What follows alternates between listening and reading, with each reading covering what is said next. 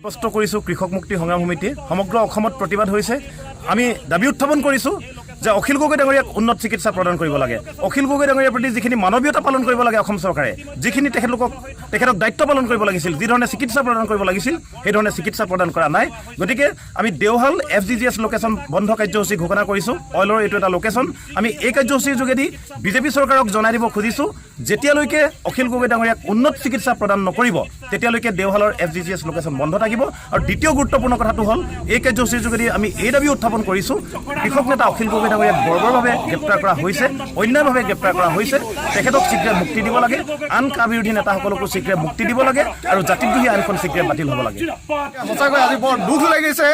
কৃষক মুক্তি সংগ্ৰাম সমিতি অখিল গগৈ তেখেতক কাৰাগাৰত যি নিৰ্যাতন চলাই আছে, তেখেতক অসম চৰকাৰ, বিজেপি চৰকাৰ, হেমন্ত বিশ্ব শৰ্মাৰ সমান্ত সোণোৱাল, সঁচাকৈ লাজ লাগিছে যে অসমৰ ৰাইজৰ হৈ মাত মতা, সঁচা কথা কৈ পিনি মাত মতা নেতাসকলক যে কাৰাবন্দী কৰি পিনি আজি তেখেতৰ বেমাৰ ৰোগীত ভুক্তভোগী হৈছে। তেখেতৰ চিকিৎসা কৰিবলৈ অসম চৰকাৰ, ভাৰত চৰকাৰ যে সময় নাই।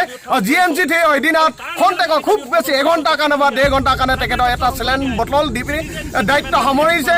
এনেকৈ হ'লে আমি সহ্য কৰা নহ'ব। আমাৰ অসমৰ যি নেতা, অসমৰ কৃষক মুক্তি সংগ্ৰাম সমিতি অখিল গগৈ যে নেতাজনক আমাক শীঘ্ৰে মুক্তি দিব লাগিব। অন্যথা FGGS দেওহালৰ এই অইলৰ যি লোকেশ্যন আছে, এই লোকেশ্যনটো লগতে অইলৰ যিমানকেইটা পাৰোঁ আমাৰ এই স্থানীয় অইল দুলীয়াজান এলেকাৰ ভিতৰত সকলো আমি বন্ধ ৰাখিবৰ কাৰণে সিদ্ধান্ত লৈছোঁ।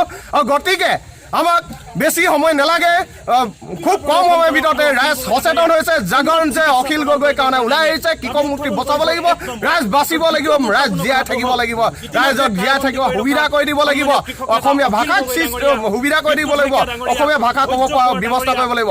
এয়া বঙালীসকলে যি বৰ্বৰতা চলাইছে, যি নিদৰ্শন চলাইছে, এইখিনি কিন্তু সহ্য কৰা নহ'ব। অসমীয়াক কিন্তু ধৰ্মৰ লগত ৰাজনীতি কৰিব নহ'ব। এই ৰাজনীতি কিন্তু বহুত দিন বেছি দিন জীয়াই থাকিব নোৱাৰে।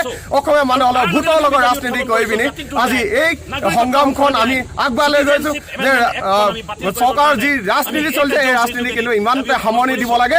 FGGS লোকেশ্যনত দুলীয়াজানত যিমানখিনি আশে পাশে আছে এইখিনি সকলো বন্ধ থাকিব বুলি ঘোষণা কৰা হৈছে। ধন্যবাদ।